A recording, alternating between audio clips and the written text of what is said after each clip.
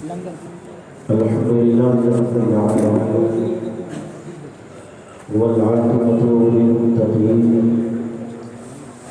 والصلاة والسلام على سيد الأنبياء والمرسلين وعلى آله وأصحابه وذرياته وأهل بيته وعلماء ملته وأولياء محبته أجمعين.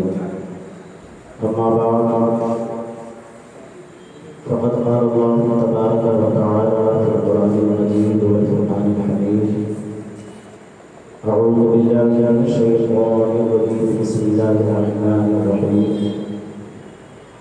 ولا تقولوا لمن يقتل في سبيل الله أموات بل أحياء ولكن لا تشعرون. صدق الله العظيم وبلغنا رسوله النبي الأمين النبي الكريم ونحن على ذلك من الشاهدين والشاكرين والحمد لله رب العالمين. غوث اعظم امن کے سر و سامان مدد مدد کعبہ امام مدد باقی خواجہ عثمان ہارون مدد یا معین الدین چشتی حاضری اپنارے یا غوث اعظم زنم بند شیخ احمد رضا خان قطب اعظم زنم.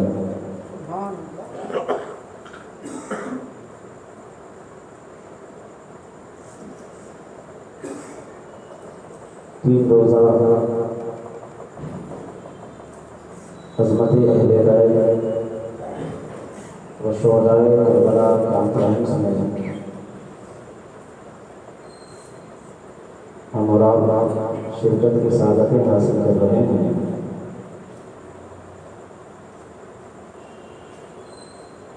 آج دوسرا دن ہے.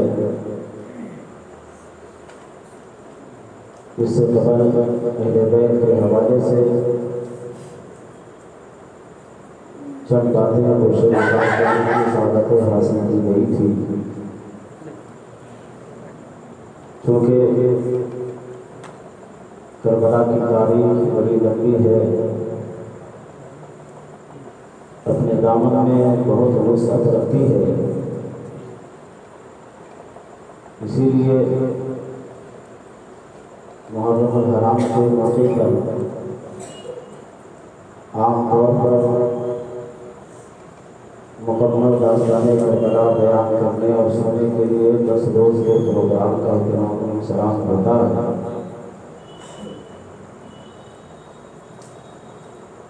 پھر بھی راتیں ختم ہو جاتی ہیں، باتیں ختم نہیں ہوتی ہیں. چند منٹ ہیں، کئی گھنٹوں کی تقریر، کئی گھنٹوں کی باتیں چند گھنٹوں میں بولنا ہے، کیونکہ مجھ جیسے طالب کے لیے بڑا ہی مشکل مسئلہ ہوتا ہے. لیکن یہاں پر کوئی اپنے علم و فضل کا دوہا منوانے کے لیے نہیں، یا کمیٹی کے حضرات نے جس محبت جس خلوص کے ساتھ اس بزم حسینی کا اہتمام کیا ہے، اس لیے نہیں کہ ان کا نام ہو، ان کا چرچا ہو، صرف اس لیے اس محفل کا اہتمام کیا گیا ہے تاکہ امام حسین کے فیضان سے ہم سب آرمان ہوں. سبحان اللہ، سبحان اللہ. یہاں پر ہمارا آنا بھی اسی لیے ہے کہ کربلا والے امام کی محبت ہمارے دل میں ہے. اسی محبت کو لے کر کے امام حسین کی اس جھنڈا کے نیچے ہم اور آپ یہاں پر جمع ہوئے اس ایمان اس ایقان کے ساتھ کہ کربلا والے نے اگر ہماری محبت کو قبول فرما لیا تو یہاں بھی بیڑا پار ہے، وہاں بھی بیڑا پار ہے. دعا ہے پروردگار عالم سے کہ پروردگار عالم ہم سب کی محبتوں کو اپنی بارگاہ میں قبول فرما. آئیے محبت کے ساتھ نبی اور آل نبی کی مقدس بارگاہ میں درود و سلام کا نذرانہ پیش کریں. سیدنا مولانا محمد وعلى آله صلاۃ و سلام علیہ یا رسول اللہ، صلاۃ و سلام علیہ یا حبیب اللہ صلی اللہ علیہ وسلم. اسلام تھا، اسلام ہے، اسلام رہے. سبحان اللہ سبحان اللہ. اسلام تھا، اسلام ہے، اسلام رہے گا. قرآن تھا، قرآن ہے، قرآن رہے گا. قرآن تھا، قرآن ہے، قرآن رہے گا. اور اسلام کی گردن پر حسین ابن علی کا احسان تھا، احسان ہے، احسان ہے. اسلام کی گردن پہ حسین ابن علی کا احسان تھا، احسان ہے، احسان رہے گا. امام حسین کو سننے کے لیے آتا. میں کیا بتاؤں آپ کو کیا کیا حسین ہے. میں کیا بتاؤں آپ کو کیا کیا حسین ہے. سجدے کی روح کعبے کا قبلہ حسین ہے. سجدے کی روح کعبے کا قبلہ حسین ہے. حکم خدا ہے طول دو سجدے کو اے رسول. حکم خدا ہے طول دو سجدے کو اے رسول. جب تک تمہاری پشت پر بیٹھا حسین ہے، جب تک تمہاری پشت پر بیٹھا حسین ہے. بیعت طلب یزید کو شاید خبر نہیں، بیعت طلب یزید کو شاید خبر نہیں. سوچا حسین تنہا ہے، اکیلے ہے. یزید نے سوچا ہمارے پاس حکومت ہے، دولت ہے، اقتدار ہے، فوج ہے، اسلحہ ہے، ہتھیار ہے. حسین کو ڈرا دیں گے، دھمکا دیں گے. لیکن شاعر کہتا ہے کہ بیعت طلب یزید کو شاید خبر نہیں، شیر خدا کی گود کا پالا حسین ہے.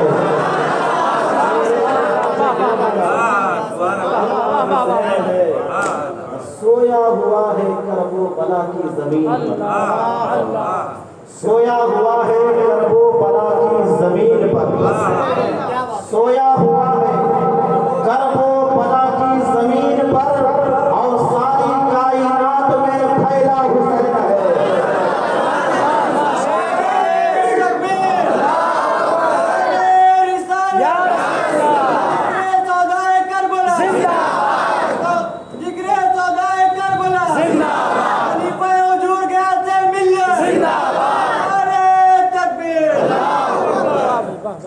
ساری کائنات میں پھیلا حسین.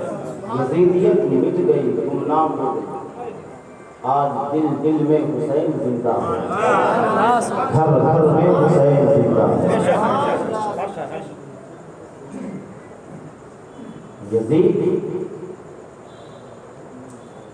صحابی رسول حضرت امیر معاویہ رضی اللہ تعالی عنہ کا بیٹا تھا.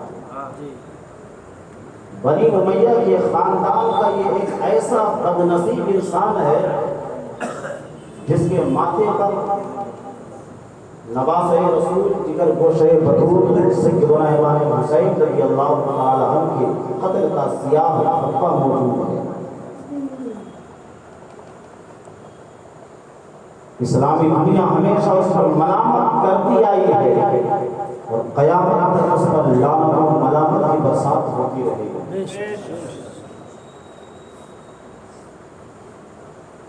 کچھ یزید کے بارے میں بھی آپ کو پتہ ہونا چاہیے کہ یزید کون تھا اور میرے امام نے کیوں اس کی بیعت قبول نہیں فرمائی. یزید بڑا فاسق تھا، فاجر تھا، ظالم تھا، بدکار تھا، جفاکار تھا. بہت ہی موٹا انسان، بدنما انسان، جسم پر کثرت کے ساتھ بال.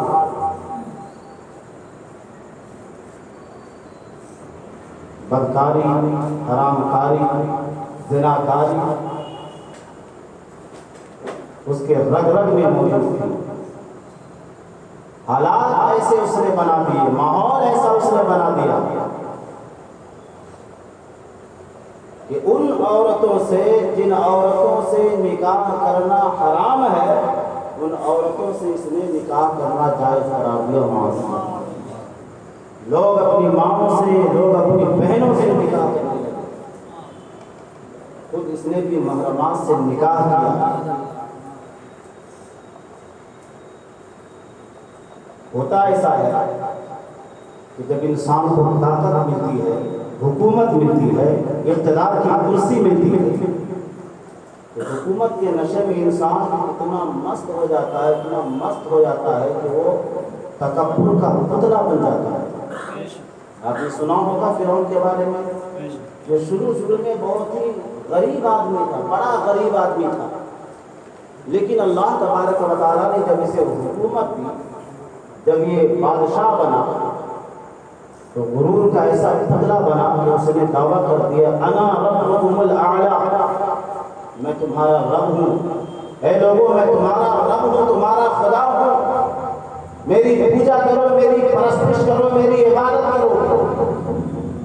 جن لوگوں نے اس کی پرستش نہیں کی، جن لوگوں نے اسے معبود نہیں مانا، جن لوگوں نے اس کے سامنے سر نہیں جھکایا، جن لوگوں نے اس کے لیے سجدے نہیں کیے، ان کا قتل کر دیا گیا، ان کا خون بہا دیا گیا۔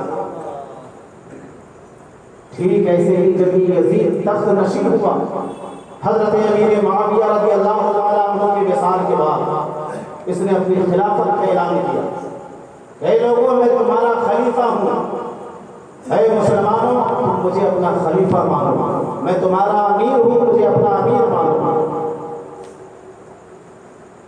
بڑا چالاک انسان تھا، وہ جانتا تھا کہ میں اتنا بڑا فاسق ہوں، اتنا بڑا فاجر ہوں، اتنا بڑا گنہگار ہوں، لوگ میری خلافت کو نہیں مانیں گے، لوگ مجھے اپنا امیر تسلیم نہیں کریں گے، لوگ مجھے اپنا خلیفہ نہیں مانیں گے، اس لیے چالاکی کرتے ہوئے جو بڑے بڑے اس وقت جو لوگ تھے ان سے اس نے بیعت رکھی۔ حضرت عبداللہ ابن زبیر، حضرت عبداللہ ابن عمر، حضرت امام حسین رضی اللہ تعالیٰ اس نے بیعت رکھی۔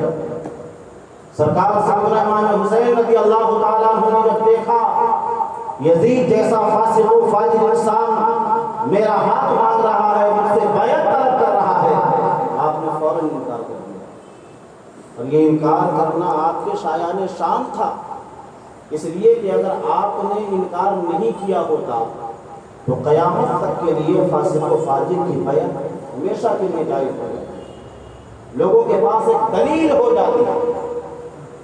لوگ جو یزید کو اپنا خلیفہ نہیں ماننے والے تھے، وہ لوگ بھی یہ دیکھ کر کہ امام حسین نے جب یزید کے ہاتھ پر بیعت کرنی ہے، وہ لوگ بھی یزید کو خلیفہ ماننے لگتے، یزید کو امیر المومنین ماننے لگتے، امام حسین کی بیعت لوگوں کے لیے دلیل بن جاتی، اس لیے امام حسین نے انکار کر دیا۔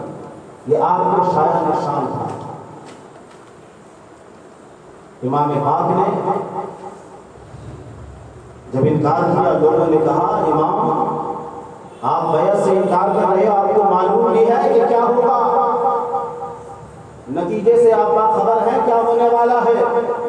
لوگوں نے کہا کہ حسین اگر آپ نے یزید کی بیعت کو قبول نہیں کیا، یزید کے ہاتھ میں اپنا ہاتھ نہیں دیا، تو یاد رکھیے کہ طرح طرح کے مصائب و آلام کا آپ کو سامنا کرنا پڑے گا، طرح طرح کی مصیبتوں کا آپ کو سامنا کرنا پڑے گا۔ میرے امام پاک رضی اللہ تعالیٰ عنہ نے فرمایا کہ حسین کو تم عام انسان مت سمجھو، بلکہ حسین مصائب و آلام کا سامنا تو کر سکتا ہے، لیکن اسلام کے نظام کو درہم درہم ہوتے ہوئے نہیں دیکھ سکتا ہے۔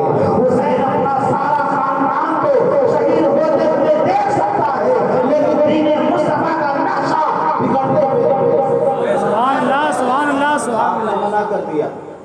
مدینہ المنورہ میں جو گورنر تھا ولید ابن عتبہ، اس نے حضرت امام حسین رضی اللہ تعالیٰ عنہ سے یزید کے لیے بیعت مانگی، امام حسین نے انکار کر دیا۔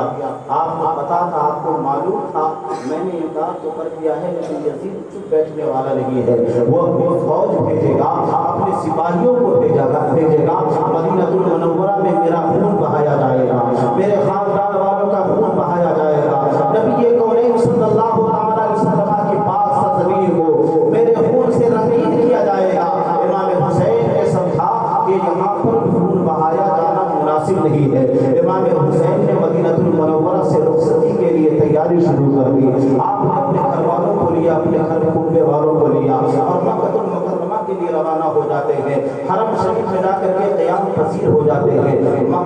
تشریف گئے، حرم شریف میں آپ نے کیوں قیام فرمایا؟ اس لیے کہ قرآن کہتا ہے ومن دخلہ کان آمنا، کہ جو حرم شریف میں داخل ہو گیا وہ امان پا گیا، وہ امان پا گیا۔ حرم شریف میں جب کوئی داخل ہو جاتا ہے وہاں پر کوئی کسی کو قتل نہیں کر سکتا ہے، کسی کو مار نہیں سکتا ہے، وہاں پر لڑنا حرام ہے، جھگڑنا حرام ہے، ہر ایک انسان کو انسان ہے، جو کو بھی مارنا حرام ہے، جو کو بھی مارنے کی اجازت نہیں دی گئی ہے، چیٹیوں کو بھی مارنے کی اجازت نہیں دی گئی ہے۔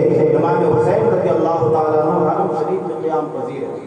تاریخ بڑی لمبی ہے لیکن بہت سمیٹ کر کے میں تاریخ کے چند پنے آپ کے گوشوں تک پہنچانا چاہتا ہوں، آپ کے ذہنوں تک پہنچانا چاہتا ہوں۔ امام حسین مکہ المکرمہ میں تشریف لا چکے ہیں، آرام سے ہے کہ کم سے کم حرم شریف میں کوئی سپاہی تو نہیں آئے گا، یہاں پر لڑا نہیں جائے گا، جھگڑا نہیں کیا جائے گا، کسی کا خون نہیں بہایا جائے گا، اطمینان سے۔ لیکن کوفہ والوں کے خط آنا شروع ہو گئے، ایک کے بعد دوسرا، دوسرے کے بعد تیسرا، تیسرے کے بعد میں چوتھا، ایک ایک کر کے تاریخ میں آتا ہے کہ 150 خطوط، بعض کتابوں میں آتا ہے کہ 600 خطوط، بعض کتابوں میں آتا ہے کہ 1200 خطوط کوفہ والوں نے امام حسین کی بارگاہ میں بھیجا۔ لیکن مستند علماء نے لکھا ہے کہ 150 خطوط کوفہ والوں کے امام حسین کی بارگاہ میں پہنچ گئے۔ ان کوفہ والوں نے خط میں لکھا، ان چٹھیوں میں لکھا، اے امام حسین ہم تو محبان اہل بیت ہیں، ہم تو محبان علی ہیں، ہم آپ سے محبت کرنے والے ہیں، اہل بیت سے محبت کرنے والے ہیں۔ اے امام حسین آپ ہی خلافت کے اصلی حقدار ہیں، یہ یزید جو ظالم و فاسق ہے یہ خلافت کا حقدار نہیں ہے، مسلمانوں کا امیر بننے کے لائق نہیں ہے، اس لیے کہ یہ زناکار ہے، بدکار ہے، گنہگار ہے، اس نے اپنے آپ کو خلیفہ ہونے کا اعلان تو کر دیا ہے۔ لیکن امام حسین ہم یزید کو خلیفہ نہیں مانتے، یزید کو ہم امیر المومنین نہیں مانتے، ہم تو آپ ہی کو اپنا امام مانتے ہیں، آپ ہی کو خلیفۃ المسلمین مانتے ہیں، آپ ہی کو امیر المومنین مانتے ہیں۔ اے امام حسین ہم آپ سے درخواست کرتے ہیں کہ آپ ہمارے یہاں تشریف لے آئے، کوفہ میں چلے آئے، مہربانی فرمائے تشریف لے آئے۔ اے امام اگر آپ ہمارے درمیان تشریف لے آئیں گے ہم آپ کی بیعت کو قبول کریں گے، آپ کے ہاتھ پر اپنا ہاتھ دیں گے، اے امام پاک آپ سے اپنی محبتوں کا اظہار کریں گے، آپ کے لیے اپنی مال و دولت کو قربان کر دیں گے، اے امام حسین اپنی جان کی قربانی آپ کے قدموں میں نشاور کر دیں گے۔ امام حسین رضی اللہ تعالیٰ عنہ نے صحابہ کرام کو بلایا، بلانے کے بعد مجھے خطوط دکھائے کہ کوفہ والے مجھے بلا رہے ہیں، آپ کی کیا رائے ہے، آپ کا کیا مشورہ ہے۔ جو اس وقت حضرت عبداللہ ابن زبیر، عبداللہ ابن عمر تھے، بڑے بڑے صحابہ، اجلہ صحابہ، ان لوگوں نے کہا امام یقیناً کوفہ والوں نے آپ کو خط لکھے ہیں، چٹھیاں لکھی ہیں، لیکن امام آپ کو معلوم ہوگا کہ الکوفی لا یوفی، کہ کوفہ والے وفا نہیں کرتے، کوفہ والے بے وفا ہوتے ہیں۔ آپ کے والدین محترم کے ساتھ بھی لوگوں نے بے وفائی کی تھی، آپ کے بھائی حضرت امام حسن کے ساتھ بھی لوگوں نے بے وفائی کی تھی، اس لیے آپ ان کے خط پر اعتبار نہ کریں، آپ کوفہ جانے کے لیے تیار نہ ہوں۔ امام پاک رضی اللہ تعالیٰ عنہ پسو پیش میں ہیں کہ کریں تو کیا کریں۔ ادھر کوفہ والوں کے خطوط ہیں، بعض خطوں کا مضمون اس طرح سے تھا کہ امام پاک اگر آپ ہمارے درمیان تشریف نہیں لائے، کل میدان قیامت میں اللہ تبارک و تعالیٰ نے اگر مجھ سے پوچھا کہ اے لوگوں تم نے یزید جیسے ظالم و فاسق کی بیعت کو قبول کیوں کر لیا تھا، تو امام پاک کل میدان قیامت میں اللہ کی بارگاہ میں ہم لوگ عریضہ پیش کر دیں گے کہ اے پروردگار عالم، یزید کو ہم خلیفہ ماننے کے لیے تیار نہیں تھے، یزید کی بیعت قبول کرنے کے لیے ہم تیار نہیں تھے، اس کے لیے ہم نے تیرے محبوب کے نواسے امام حسین کو ہم نے دعوت دیا تھا، ہم نے بلایا تھا، ان کی قدموں میں اپنے جان اور مال کی قربانی پیش کرنے کی ہم نے دعوے کیے تھے، لیکن بار بار دعوت دینے کے بعد بھی امام حسین ہمارے درمیان تشریف نہیں لائے تھے، اس لیے یزید سے مقابلہ کرنا ہمارے بس کی بات نہیں تھی، اس لیے ہم نے مجبور ہو کر کے یزید کی بیعت کو قبول کر لیا تھا۔ اے امام پاک کل میدان قیامت میں اگر اللہ تبارک و تعالیٰ نے پوچھا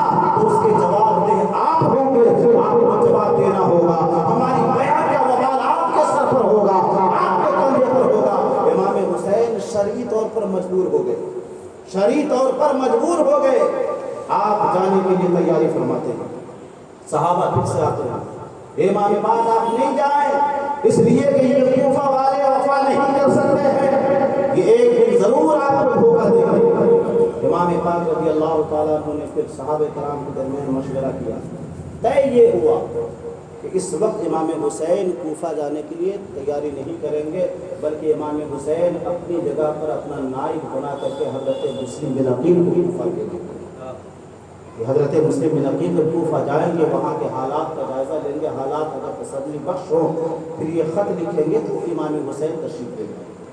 یہ بات طے ہوئی۔ حضرت امام مسلم بن عقیل رضی اللہ تعالیٰ عنہ جو حضرت امام حسین کے سگے چچا زاد بھائی ہیں، ان کو اپنا نائب بنا کر کے کوفہ کے لیے روانہ کیا، ساتھ میں خط لکھ کر کے بھیجا، کوفہ والوں کی راہ گئے، کوفہ والوں تم نے مجھے دعوت دی، خط پہ خط لکھے، چٹھیاں پہ چٹھیاں لکھی، میں اپنا نائب بنا کر کے اپنے بھائی مسلم بن عقیل کو بھیج رہا ہوں، تم ان کے ہاتھ پر بیعت کریں۔ امام مسلم بن عقیل نے اگر وہاں کے حالات کا جائزہ لینے کے بعد میں مجھے آنے کے لیے کہہ دیا، پھر میں تمہارے درمیان میں آ جاؤں گا، ان کی خدمت کرنا، ان کی خوب خاطر نوازا کرنا۔ حضرت امام مسلم بن عقیل رضی اللہ تعالیٰ عنہ امام حسین کے نائب بن کر کے جب کوفہ گئے ہیں تو لوگ دوڑ کر امام مسلم کی بارگاہ میں آنے لگے۔ ہر کوئی امام مسلم رضی اللہ تعالیٰ عنہ کے ہاتھ اور پاؤں کا بوسہ دیتا ہوا نظر آ رہا ہے اور بیعت کو قبول کرتا ہوا نظر آ رہا ہے۔ تاریخ میں آتا ہے کہ کچھ دنوں کے بعد میں 40,000 لوگ حضرت مسلم بن عقیل کے ہاتھ پر بیعت منظور کر لیا۔ 40,000 لوگ حضرت مسلم بن عقیل کے دست حق پرست پر بیعت کو قبول کر لیا۔ حضرت امام مسلم بن عقیل نے دیکھا کہ یہاں کے حالات بڑے اچھے ہیں، لوگ اہل بیت کے لیے اپنی جان کی قربانی دینے کے لیے تیار ہیں۔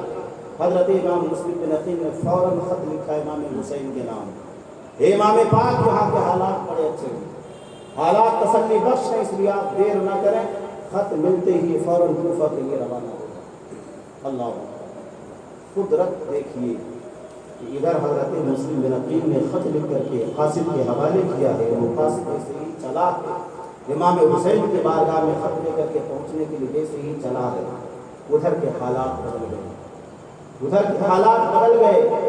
کوفہ میں جو یزیدی تھے، جو یزید کی حمایت تھے، یزید سے جو لوگ محبت کرنے والے لوگ تھے، ان لوگوں نے دیکھا کہ یہاں کے لوگ امام مسلم کے ہاتھ پر بیعت کر رہے ہیں، لیکن لوگوں نے یزید کو جا کر کے اس بات کی اطلاع دے دی، اے یزید تو غفلت کی نیند سو رہا ہے، آرام سے بیٹھا ہے، تجھے کوفہ کے حالات کی خبر نہیں ہے، وہاں کے لوگ تجھ سے بغاوت کر بیٹھے ہیں، امام مسلم بن عقیل کے ہاتھ پر بیعت منظور کر چکے ہیں، ایسا طوفان امٹ پڑا ہے، ایسا طوفان آ چکا ہے کہ جس کا مقابلہ کرنا تیرے بس کی بات نہیں ہے، تیری قوت سے باہر کی بات ہوگی، اس لیے جلدی کرو اور کسی طرح سے وہاں کے حالات کو بہتر بنانے کی کوشش کرو۔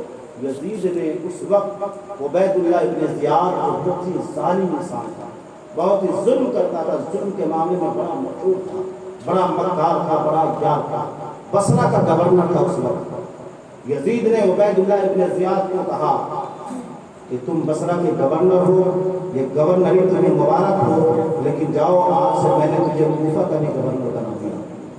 کوفہ میں اس وقت حضرت نعمان بن بشیر جو محب اہل بیت تھے وہ گورنر تھے، انہیں معزول کیا اور عبید اللہ ابن زیاد کو کوفہ کا گورنر، کوفہ کا حاکم بنا کر کے یزید نے بھیجا۔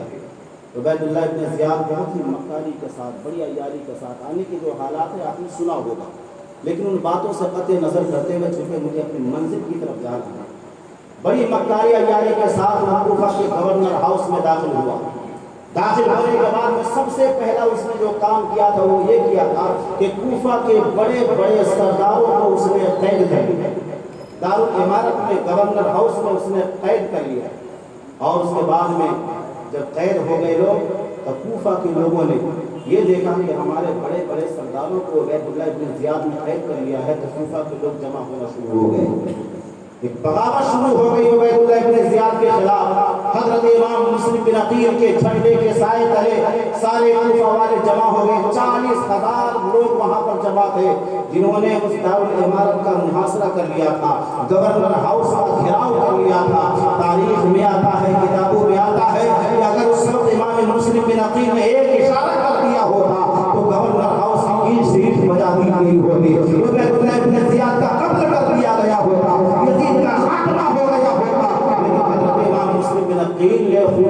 پسند نہیں کیا، فتنہ فساد کو پسند نہیں کیا، کسی کے خون کا بہایا جانا آپ نے پسند نہیں فرمایا۔ اس وقت عبید اللہ ابن زیاد نے بڑی چالاکی سے کام لیا، بڑی مکاری سے کام لیا۔ جن لوگوں کو اس نے گرفتار کیا تھا، قید کر لیا، تو ان لوگوں کو اپنے پاس بلایا، بلانے کے بعد میں کہنے لگا کہ لوگوں دیکھو دیکھو، باہر 40,000 لوگوں نے ہمارے گورنر ہاؤس کا محاصرہ کیا ہوا ہے، گھیراؤ کیا ہوا ہے، یہ سب تمہارے بیٹے ہیں، تمہارے بھتیجے ہیں، تمہارے رشتے دار ہیں۔ ایسا کرو کہ ان لوگوں کو جا کے سمجھاؤ کہ تم لوگ اپنے اپنے گھروں کو چلے جاؤ، اس محاصرہ کو ختم کر دو، اس گھیراؤ کو ختم کر دو، جاؤ اپنے اپنے گھر والوں کو سمجھاؤ۔ اگر تم نے اپنے اپنے گھر والوں کو نہیں سمجھایا تو یاد رکھو تم سب کو موت کے گھاٹ اتار دیا جائے گا، تم سب مارے جاؤ گے، اور صرف تم ہی نہیں بلکہ تمہارے گھروں میں آگ لگا دی جائے گی، تمہارے بال بچوں کو مار دیا جائے گا۔ اس لیے اگر اپنی جان پیاری ہے، اپنے بال بچوں کی جان پیاری ہے، تو جاؤ اپنے اپنے بال بچوں کو سمجھاؤ۔ وہ سردار جو قید کر لیے گئے تھے، وہ لوگ عبید اللہ بن زیاد کے دھمکی سے ڈر گئے، اس کے دماغ پلے ہو گئے۔ وہ سب لوگ چھت کے کنارے میں آئے اور اپنے اپنے عزیزوں کو قریب بلایا، اپنے رشتہ داروں کو قریب بلایا، اپنے بیٹوں کو، اپنے بھتیجوں کو قریب بلایا، اور بلانے کے بعد میں سب نے اپنے اپنے عزیزوں کو سمجھایا کہ دیکھو یہ حضرت امام حسین اور یزید کا معاملہ ہے، یہ خلافت کا معاملہ نہیں بلکہ حکومت کا معاملہ ہے، یہ دونوں کا معاملہ ہے، ہم لوگ بلا وجہ کے اس معاملے میں پس رہے ہیں۔ جاؤ ایسا کرو کہ تم سب اپنے اپنے گھروں کو چلے جاؤ۔ اگر تم نے ایسا نہیں کیا تو یاد رکھو کہ آج کے بعد سے تم لوگ ہمارا منہ نہیں دیکھ پاؤ گے، نہ ہم تمہارا کبھی منہ دیکھ پائیں گے۔ اس لیے اپنی جان کو بچاؤ، اپنے گھروں کو بچاؤ، اس لیے کہ یزید کے پاس میں حکومت ہے، یزید کے پاس میں طاقت ہے، یزید کے پاس میں فوج ہے، یزید کے پاس میں اسلحہ ہے، یزید کے پاس میں ہتھیار ہے۔ تم ان سے مقابلہ نہیں کر سکتے ہو، اپنی جان بچانا چاہتے ہو تو محاصرہ ختم کر دو۔ اللہ سب کے سب چلے گئے، صرف 500 لوگ جمع تھے۔ یہ وہی لوگ تھے جو اپنے آپ کو محبان اہل بیت کہہ رہے تھے، یہ وہی لوگ تھے جو اپنے آپ کو محبان علی کہہ رہے تھے، لیکن جیسے ہی ابن زیاد کی دھمکیوں کو سنا ہے تو سب اپنے اپنے محبتوں کو بھول گئے، اپنے اپنے گھروں کو چلے گئے۔ شام ہوتے ہوتے صرف 500 لوگ حضرت امام مسلم بن عقیل کے ساتھ ہوئے۔ نماز مغرب کا وقت قریب ہو رہا تھا، حضرت امام مسلم نے فرمایا کہ چلو مسجد چلتے ہیں، وہاں نماز ادا کرتے ہیں، وہاں بیٹھنے کے بعد میں کچھ رائے مشورہ کر لیں گے کہ آگے ہمیں کیا کرنا ہے۔ حضرت امام مسلم بن عقیل رضی اللہ تعالیٰ عنہ مسجد تشریف لے جاتے ہیں، پیچھے پیچھے 500 لوگ جب چلے جاتے ہیں، تاریخ میں آتا ہے مؤذن نے اذان دی ہے، اذان ہونے کے بعد میں حضرت مسلم بن عقیل مصلی امامت پر کھڑے ہوتے ہیں، اور جیسے ہی اللہ اکبر کہتے ہیں، صرف 3 رکعت مغرب کی نماز پڑھنے کے بعد جب آپ نے سلام پھیرا ہے، سلام پھیر کر کے دیکھا ہے تو جو نماز سے پہلے 500 لوگ نظر آ رہے تھے ان میں سے ایک بھی نظر نہیں آ رہا ہے۔ اللہ اکبر، تاریخ نے یہ کس طرح کا دھوکہ حضرت امام مسلم بن عقیل کے ساتھ کیا تھا، کوفہ والوں نے کس طرح سے بے وفائی کی تھی، جو حضرت مسلم بن عقیل کو لوگوں نے خط لکھ کر کے بلایا تھا، اپنے قدموں پر اپنی جان، اپنی دولتوں کو قربان کرنے کے دعوے کیے تھے، وہ سب کے سب کہاں رہ گئے، کہیں کچھ نظر نہیں آ رہا ہے۔ رات ہو گئی ہے، رات کی سیاہی چاروں طرف پھیل چکی ہے۔ حضرت مسلم بن عقیل جو وہاں پر بے آسرا تھے، بے کسی کے عالم میں نظر آ رہے تھے، اب کوئی دروازہ ان کے لیے کھولتا نظر نہیں آ رہا ہے۔ حضرت مسلم بن عقیل کے لیے مسئلہ ہو گیا تھا میں جاؤں تو کہاں جاؤں، میرے ساتھ میرے 2 چھوٹے چھوٹے بچے بھی ہیں، ان چھوٹے چھوٹے بچوں کا کیا ہوگا۔ ایک دروازے پر جا کر کے دروازے کو کھٹکھٹاتے ہیں، اندر سے کوئی جواب تک نہیں دیتا ہے، اندر سے کوئی دروازہ کھولنے کا نام نہیں لے رہا ہے۔ حضرت مسلم بن عقیل کوفہ کی گلیوں میں بھٹک رہے ہیں، رات کے سناٹے میں ایک دروازے سے دوسرے دروازے پر جا رہے ہیں، دوسرے سے تیسرے دروازے پر جا رہے ہیں، ایک بھی دروازہ حضرت مسلم بن عقیل کے لیے کھلنے کا نام نہیں لے رہا ہے۔ اخیر میں ایک صحابی رسول ہے حضرت علی بن عروہ رضی اللہ تعالیٰ عنہ، ان کا دروازہ کھلا پایا، حضرت امام مسلم بن عقیل رضی اللہ تعالیٰ عنہ وہاں قیام پذیر ہو جاتے ہیں۔ حالات ایسے ہو گئے تھے کہ عبید اللہ بن زیاد نے اعلان کرانا شروع کر دیا کہ اے لوگوں سنو، جن لوگوں نے مسلم بن عقیل اور ان کے شہزادوں کو اپنے گھر میں اگر امان دیا، قیام دیا تو یاد رکھو اس کی ساری نسل تباہ و برباد کر دی جائے گی۔ حضرت امام مسلم بن عقیل رضی اللہ تعالیٰ عنہ، حالات ایسے بنے ہیں کہ امام مسلم رضی اللہ تعالیٰ عنہ کو گرفتار کر لیا جاتا ہے۔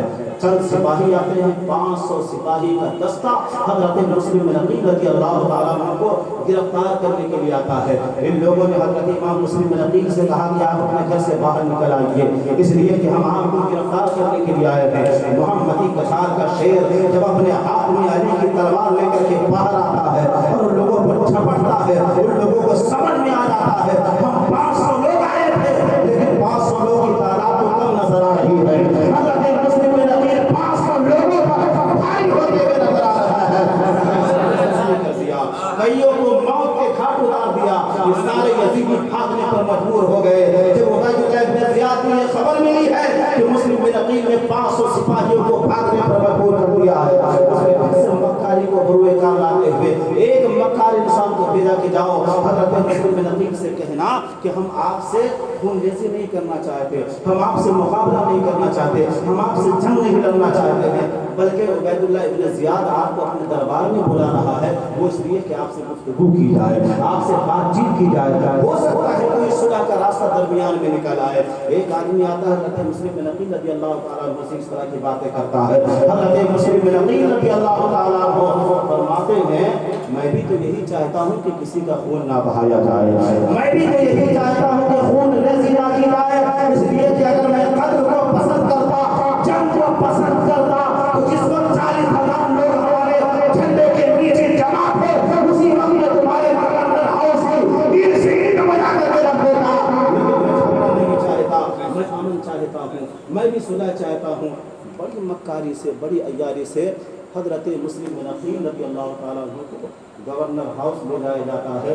عبید اللہ ابن زیاد محمدی کچھار کے شیر کی طاقت کو اچھی طرح سے جانتا تھا، علی کی تلوار کی کاٹ کو اچھی طرح سے پہچانتا تھا، فاطمہ کے دودھ کی طاقت کو اچھی طرح سے جانتا تھا۔ اس نے سمجھ لیا تھا کہ مسلم بن عقیل سے مقابلہ کرنا آسان نہیں ہے۔ گورنر ہاؤس میں جب حضرت مسلم بن عقیل کو مکاری کے ساتھ میں بات کرنے کے بہانے سے، گفتگو کرنے کے بہانے سے بلایا گیا ہے، دروازے کے دونوں طرف سپاہیوں کو ہتھیاروں سے لیس کرا کر کے کھڑا کرا دیا گیا تھا کہ جیسے ہی مسلم بن عقیل اس دروازے سے داخل ہو دونوں طرف سے مل کر کے ایک بار کی حملہ کر دینا۔ حضرت مسلم بن عقیل جیسے ہی گورنر ہاؤس میں داخل ہوتے ہیں دونوں طرف سے ایک بار کی حملہ کر دیا جاتا ہے۔ حضرت امام مسلم بن عقیل رضی اللہ تعالیٰ عنہ وہیں پر شہید ہو جاتے ہیں۔ انا للہ و انا الیہ راجعون۔ درود پاک پہ اللہم صلی اللہ علیہ وسلم۔ سیدنا مولانا محمد بن علی صلاۃ و سلام علیہ یا رسول اللہ، صلاۃ و سلام علیک یا حبیب اللہ صلی اللہ تعالیٰ علیہ وسلم۔ یہ دو چھوٹے چھوٹے بچے بچے حضرت قاضی شریح کے گھر میں ان دونوں نے قیام کیا ہوا تھا، لیکن ابن زیاد کے سپاہی دن رات ایک کر کے حضرت مسلم بن عقیل کے دونوں شہزادوں کی تلاش میں لگے ہوئے۔ قاضی شریح نے دیکھا کہ زیادہ دن تک ہم انہیں چھپا نہیں سکتے ہیں، اس لیے بہتر یہی ہوگا کہ انہیں مدینہ المنورہ کے لیے روانہ کر دیا جائے۔ رات کے وقت میں اپنے بیٹے اسد کو حضرت مسلم کے ان دونوں شہزادوں کو دیا ہے اور کہا ہے بیٹا اسد دیکھو آج رات کے وقت میں کوفہ سے مدینہ المنورہ کے لیے قافلہ جا رہا ہے، لہذا ان دونوں یتیموں کو ان قافلہ کے حوالے کر دینا تاکہ یہ دونوں یتیم مدینہ المنورہ آسانی کے ساتھ پہنچ سکیں۔ رات کے وقت میں جب قاضی شریح کا بیٹا اسد حضرت مسلم بن عقیل کے دونوں شہزادوں کو لے کر کے اپنے گھر سے باہر نکلتا ہے اور رات کے سناٹے میں پہنچتا ہے جہاں سے قافلہ کی روانگی تھی، جہاں سے قافلہ کوچ کرنے والا تھا، وہاں پہنچتا ہے تو کیا دیکھتا ہے کہ قافلہ تو روانہ ہو چکا ہے، قافلہ تو جا چکا ہے۔ اسد نے فوراً گھبراہٹ کے معاملے میں، گھبراہٹ کے عالم میں ان دونوں بچوں کو وہیں پر چھوڑا اور کہا کہ دیکھو قافلہ اسی راستے سے آگے گیا ہے، دوڑ کے اسی طرح سے قافلے کے قریب پہنچ جاؤ، قافلہ سے جا کر کے مل لو۔ یہ دونوں چھوٹے چھوٹے بچے، رات کا سناٹا ہے، بھوک کا عالم ہے، کوئی وہاں پر انسانیت کا نام و نشان نہیں ہے، جنگل ہی جنگل ہے۔ یہ دونوں چھوٹے چھوٹے بچے رات بھر دوڑتے رہے، لیکن قافلہ تک کیسے پہنچ سکتے تھے؟ صبح کی سمے کی نمودار ہوتی ہے، یہ دونوں ڈرے ہوئے، سہمے ہوئے جنگل کے کنارے میں بیٹھے ہوئے تھے، نہ جانے ہمارا کیا ہوگا، نہ جانے ہمارا کیا ہوگا. اچانک دو خونی پنجے ان کے کندھے پر گڑتے ہیں. ان دونوں شہزادوں نے اپنی گردن مڑ کر کے دیکھا ہے تو کیا دیکھا ہے کہ ابن زیاد کا سپاہی نظر آ رہا ہے. ابن زیاد کے سپاہی نے ان دونوں شہزادوں کو گرفتار کیا ہے اور ابن زیاد کے دربار میں پیش کر دیا ہے. ابن زیاد نے جیل میں بند کرا دیا ان دونوں شہزادوں کو. جیل کا جو داروغہ تھا جس کا نام مشہور تھا وہ بھی الحمدللہ محب اہل بیت تھا. اہل بیت سے محبت کرنے والا تھا. علی کے گھرانوں سے عقیدت رکھنے والا تھا. مشہور نے دیکھا کہ اہل بیت کے دو شہزادے مسلم بن عقیل کے یہ دو یتیم جو بے کسی کے عالم میں ہیں, مسافرت کے عالم میں ہیں, غریب الوطنی کے عالم میں ہیں, جن کا کوئی سہارا نہیں, جن کا کوئی یار و مددگار نہیں, جن کا کوئی غمخوار نہیں. حضرت مشہور نے سوچا کہ کچھ ہو نہ ہو میں اہل بیت سے اپنی محبت کا اظہار کر لوں, کسی طرح سے ان دونوں شہزادوں کو یہاں سے نکال دوں. ہو سکتا ہے کہ مدینے والے مصطفیٰ اسی کام سے صدقے میں میدان قیامت میں میری شفاعت ہوتا ہے. مشہور نے ان دونوں شہزادوں کو اپنی گود میں اٹھایا, اپنی ایک انگوٹھی نکال کر ان دونوں شہزادوں کو دی اور ایک راستے پر لا کر کے کھڑا کر دیا. کہا شہزادوں یہ راستہ قادسیہ کی طرف جاتا ہے, سیدھا چلے جانا. وہاں پر میرا ایک بھائی رہتا ہے جو شہر کا کوتوال ہے, اسے جا کر کے میری انگوٹھی دکھانا. وہ تم سے بڑی محبت کرتا ہے, بیت سے بڑی محبت کرتا ہے. تم ان سے کہنا وہ تمہیں حفاظت کے ساتھ مدینہ المنورہ پہنچا دے. رات کا وقت ہے, دونوں شہزادے دوڑتے رہے. پتھریلی زمین تھی, ان پتھریلی زمین پر دوڑنے کی وجہ سے پاؤں سے خون کے فوارے اوپر رہے تھے. پاؤں چھلنی ہو چکا تھا. جب دوڑتے دوڑتے تھک جاتے دونوں بھائی آپس میں ایک دوسرے کے کندھے پر ہاتھ رکھ کر کے ایک دوسرے کے ساتھ گلے سے گلے مل کر کے تھوڑی دیر آرام کرنے کے لیے بیٹھتے. جیسے ہی پلتے اگر سرسراتے تو ان کو خیال ہوتا, ڈر جاتے کہ ہو نہ ہو ابن زیاد کا سپاہی آ گیا ہو. پلتے کی سرسراہٹ سے ڈر جاتے اور پھر وہاں سے دوڑنا شروع کرتے.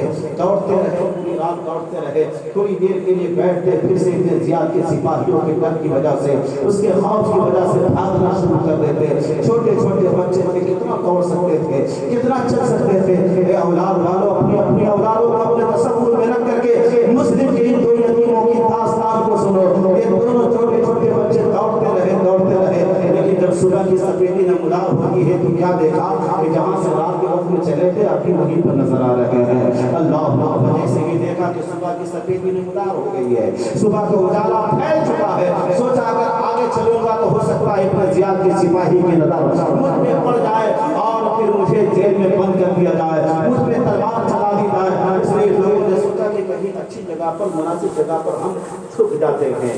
دیکھا کہ ایک کھجور کا درخت ہے, سوکھا ہوا کھجور کا درخت جو کٹا ہوا تھا.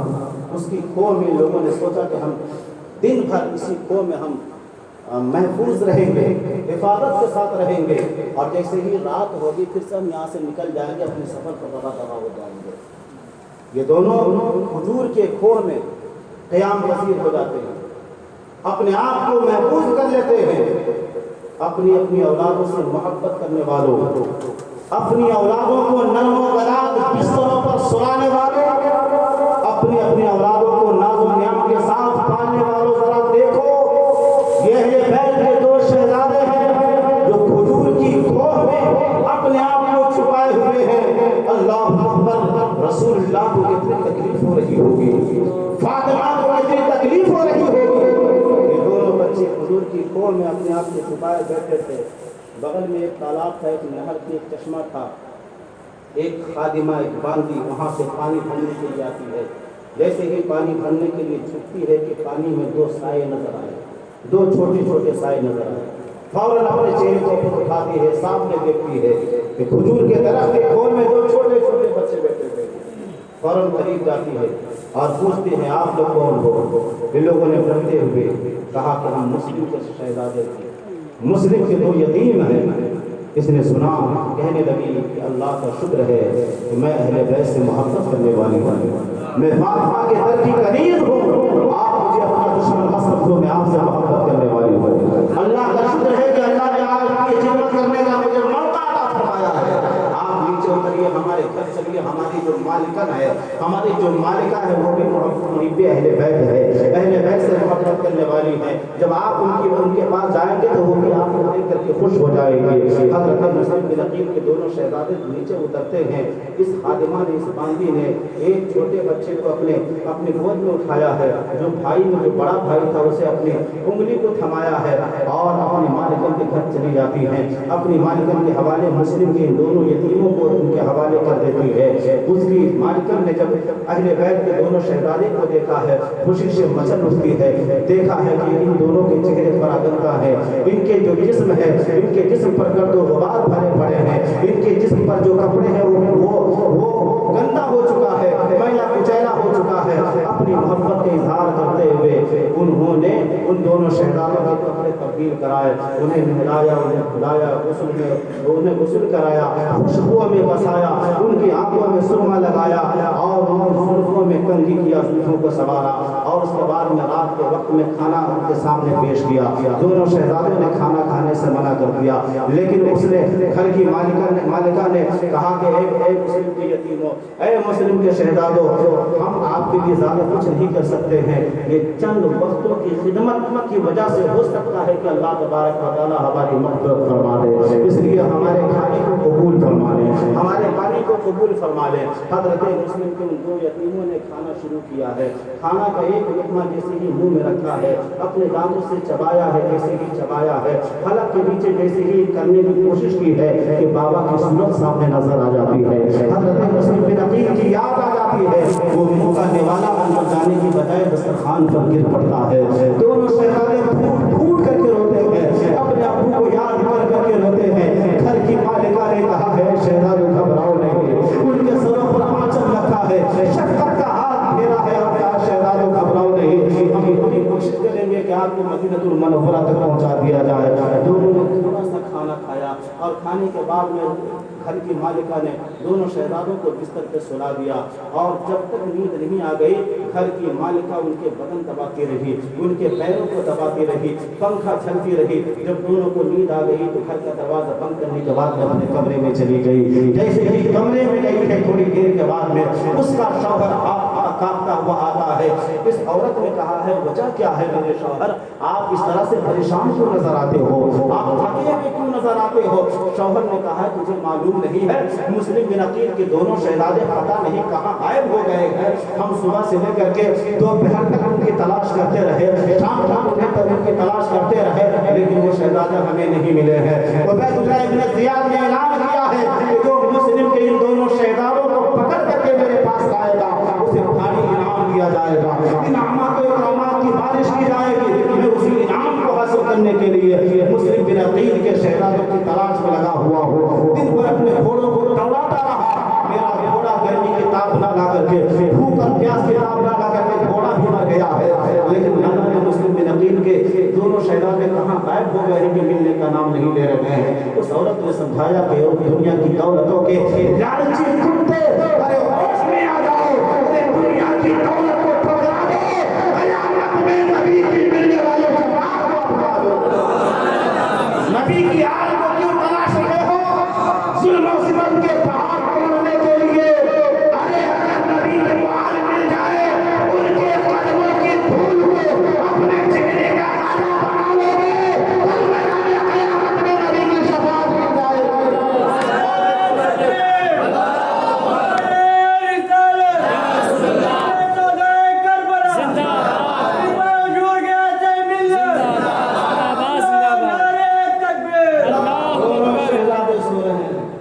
سو رہے ہیں.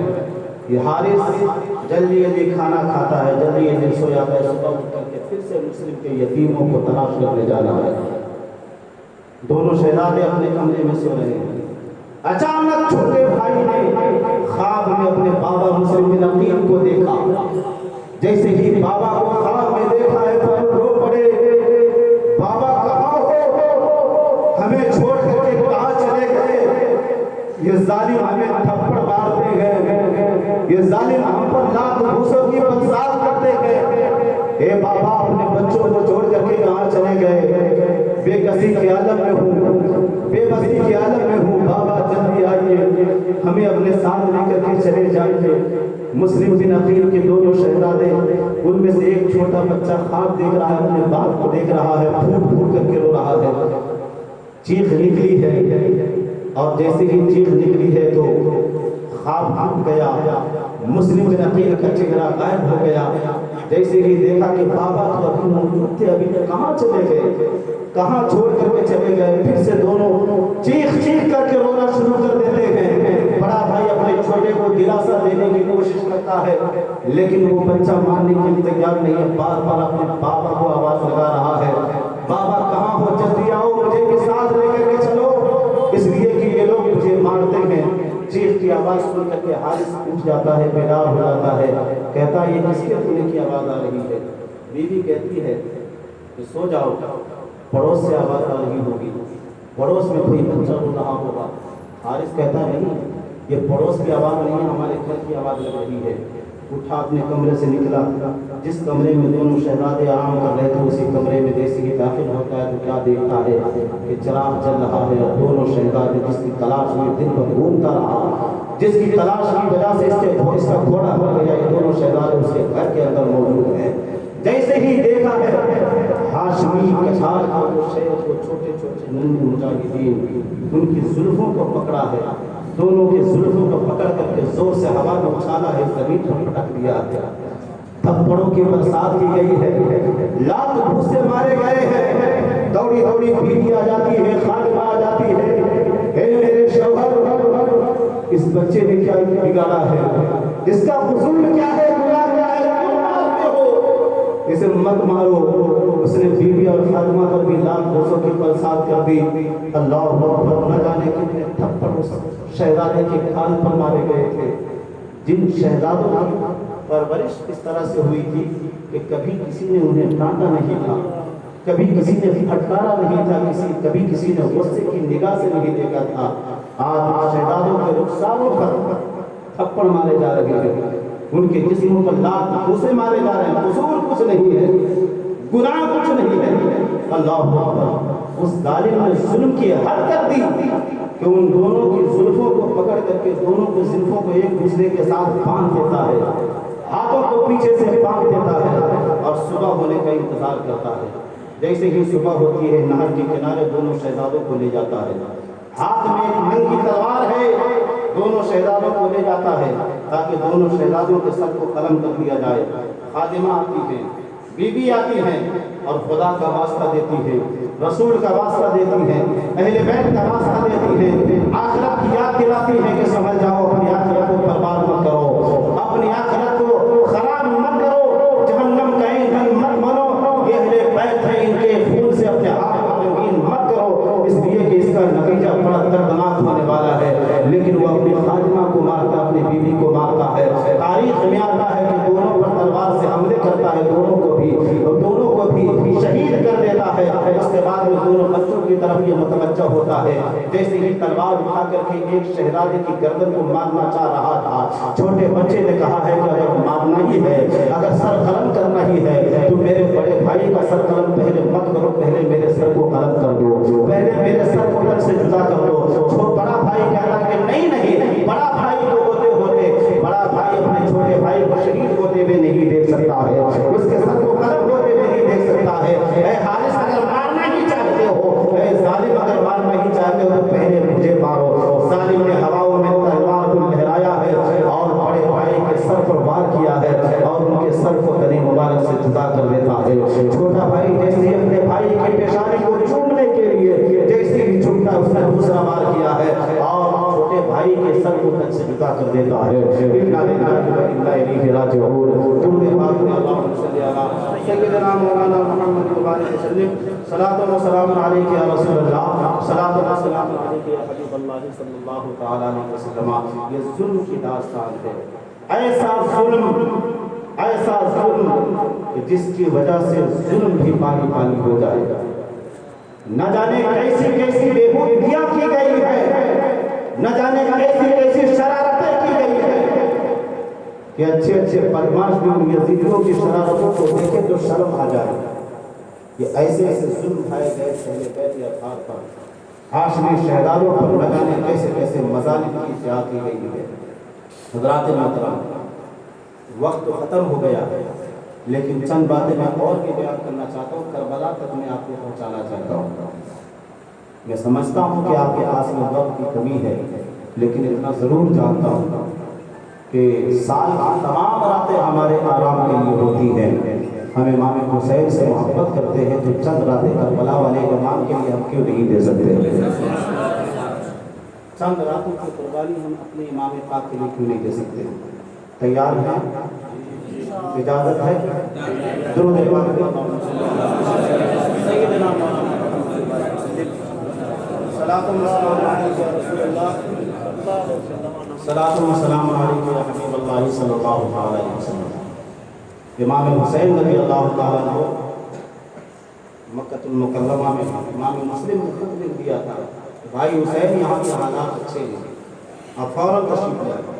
جیسے ہی خط ملا ہے فوراً آپ وہاں سے روانہ ہو گئے، آگے بڑھے ہیں۔ راستے میں فرزدق شاعر ملا، اس نے بھی جانے سے منع کیا، لیکن امام حسین رضی اللہ تعالیٰ عنہ آپ کوفہ کی طرف کھینچے چلے جا رہے ہیں۔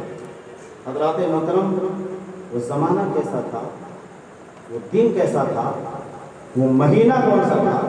آپ کو معلوم ہوگا کہ جب امام حسین مکہ المکرمہ چھوڑ رہے تھے نا، وہ حج کا مہینہ تھا، حج کا مہینہ تھا۔ دنیا کے گوشے گوشے سے حجاج کرام کا قافلہ مکہ المکرمہ میں داخل ہو رہا ہے۔ لبیک اللہم لبیک کی صدائیں بلند ہو رہی ہے۔ خانہ کعبہ کو درم کی طرح سے سجا دیا گیا ہے۔ ہر کوئی خانہ کعبہ کا طواف کرنے کے لیے مکہ المکرمہ آ رہا ہے، صفا مروہ کی سعی کرنے کے لیے مکہ المکرمہ آ رہا ہے، لیکن وہ حسین مکہ المکرمہ چھوڑنے پر مجبور ہے، مکہ المکرمہ چھوڑنے پر مجبور ہے۔ کعبے کی دیواروں نے پکار کر کے کہا ہے کہ حسین حج کا زمانہ ہے، پہلے حج کر لو پھر چلے جانا۔ حسین حج کا زمانہ ہے، خانہ کعبہ کا طواف کر لو پھر چلے جانا۔ صفا مروہ نے پکار کر کے کہا ہے حسین حج کا زمانہ ہے، صفا مروہ کی سعی کر لو، حج کے ارکان پورے کر لو، کوفہ چلے جانا۔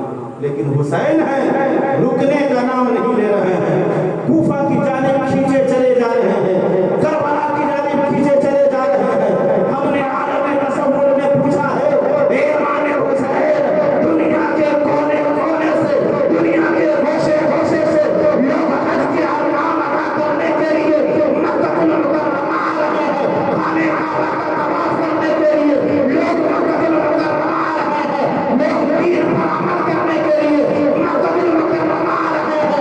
آپ کا من نہیں کرتا، آپ کا دل نہیں کرتا کہ آپ بھی دین کے حکام پر عمل کریں، آپ بھی خانہ کعبہ کا طواف کریں، کیا آپ کا دل نہیں کرتا کہ آپ بھی حج کے ارکان ادا کریں؟ امام پاک فرماتے ہیں، نادان قاضی سن لے، دنیا کے کونے کونے سے لوگ دین پر عمل کرنے کے لیے آ رہے ہیں، اور حسین دین کو بچانے جا رہا ہے۔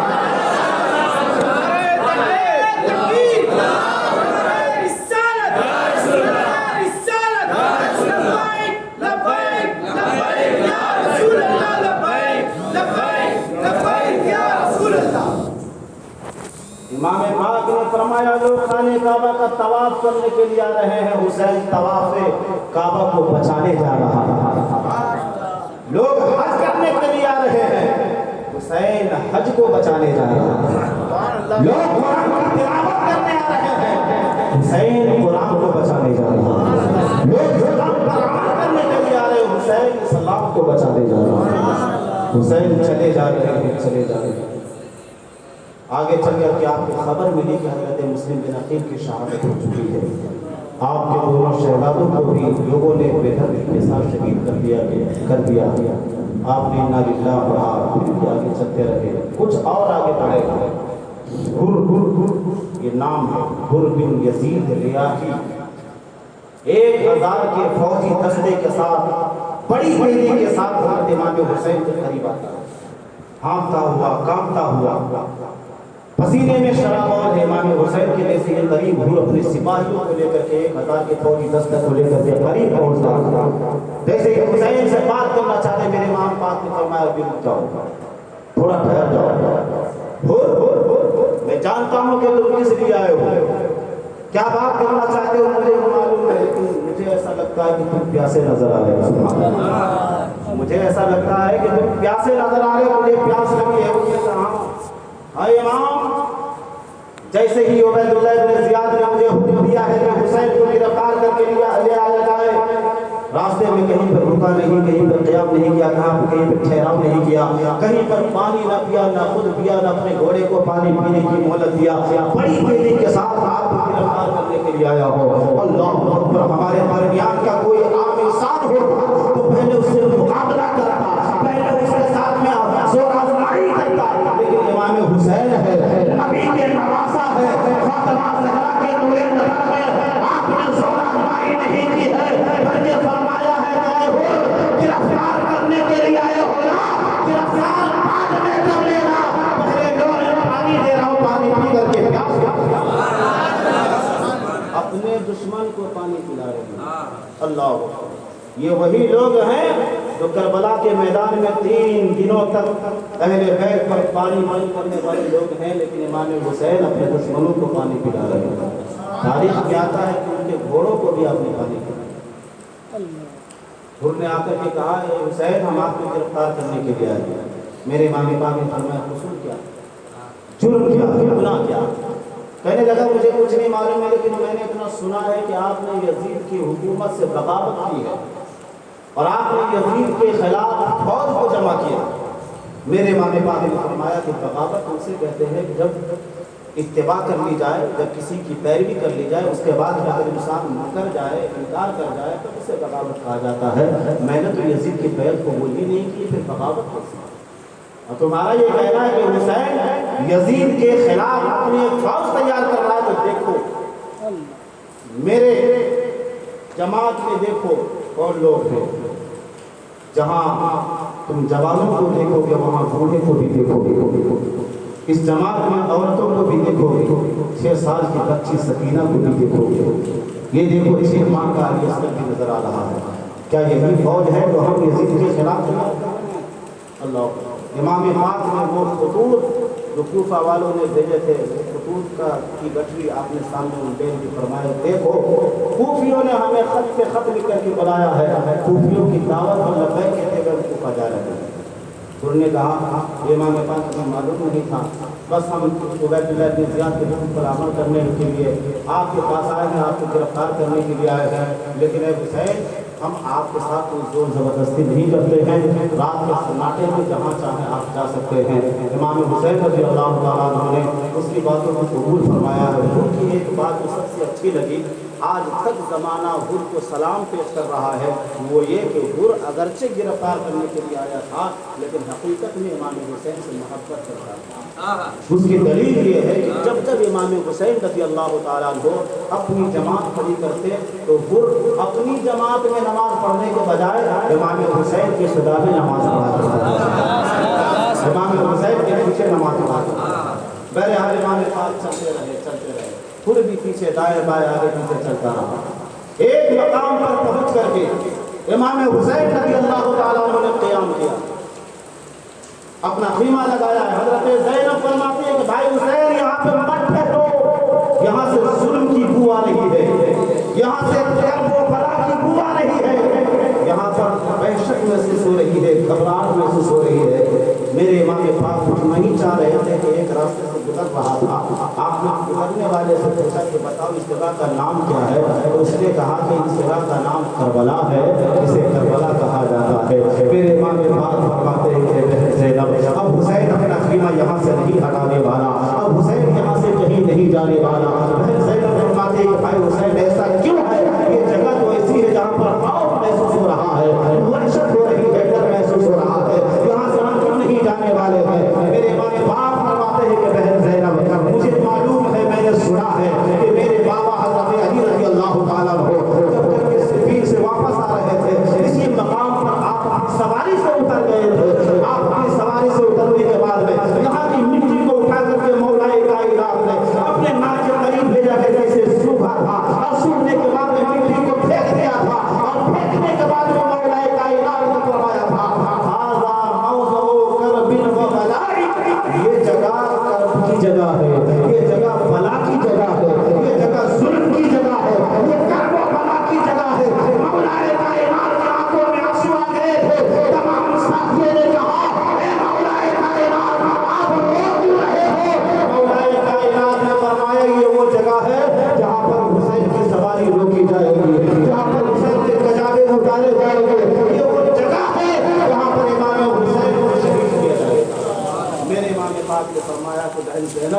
یہ میری آخری منزل ہے، میرا آخری مقام ہے، یہی وہ جگہ ہے جس جگہ کی بشارت رسول اللہ نے برسوں پہلے عطا فرمائی تھی، یہی وہ جگہ ہے جس کے بارے میں مولا کائنات نے بہت پہلے فرما دیا تھا یہ حسین کی شہادت گاہ ہے، یہ وہ جگہ ہے جہاں پر جب سارے فاطمی کے پھول کٹ کٹ کر کے گرے تھے، اللہ امام حسین رضی اللہ تعالیٰ عنہ نے اپنے تمام ساتھیوں کو عطا فرمایا۔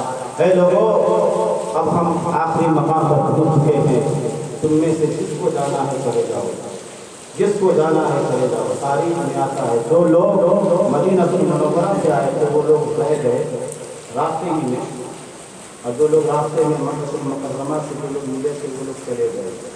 پھر وہ 7ویں تاریخ آتی ہے، حضرت امام حسین رضی اللہ تعالیٰ عنہ پر پانی بند کر دیا جاتا ہے، نہر فرات پر پہرا لگا دیا جاتا ہے۔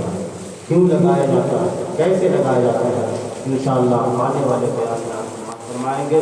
دعا ہے پروردگار عالم سے، پروردگار عالم ہم تمام عاشقان حسین کو محبت حسین سے سرشار فرمائے، فیضان امام حسین سے، فیضان اہل بیت سے ہم تمام مسلمانوں کو مالا مال فرمائے۔ آمین ثم آمین۔